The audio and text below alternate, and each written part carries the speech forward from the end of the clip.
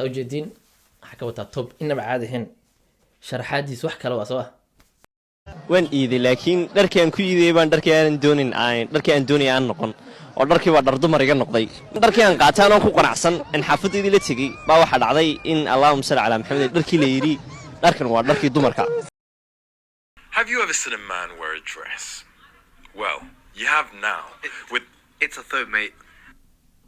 معلومة أنا واحد اسكو هيستي توب واحد له ضد بنا وحي كدغين inay wiilasha hadda ciida isku diyaarinayaan khamiisyada soo gasta inay wataan dirac taasna ma ahan kiiska dirac ma waxa waaye dhaqan.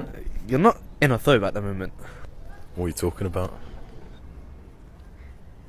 Fair enough.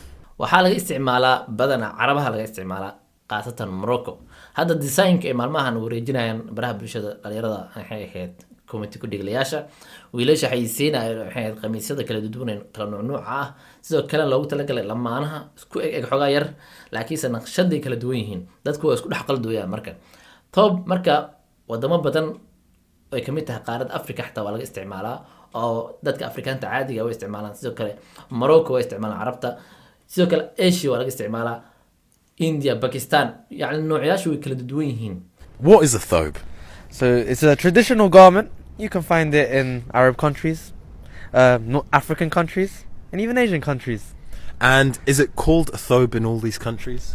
It varies from place to place. So in Egypt, some people say galabiya. We don't really say thobe. In Syria, we say qamis. And actually, it's called a gondora. It's called a gondora, not a thobe. Gondora where? In Morocco? In Morocco. So where did the word thobe come from?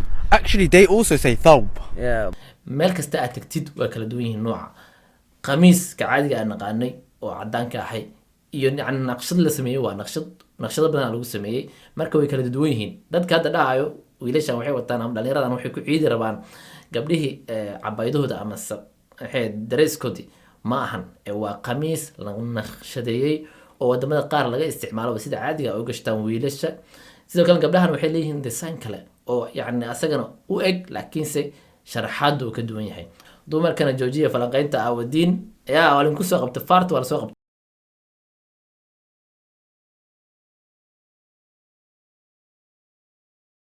faarta marka google-ka ku qortid oo kale toobada ku qortid waa helaysaa inta naqshadood ay wiilasha leeyihiin iyo gabdhaha waa kala arkaysaa maanta waa baranay wiilashaana nooga sheekeeyeen naqshadooda wiilasha u jeedin hadda waxay wataan naqshadii maalmahan baraha bulshada hadal hayay wiilasha ciid rabo ciid mubaarak ku ciida toobkiina ku ciida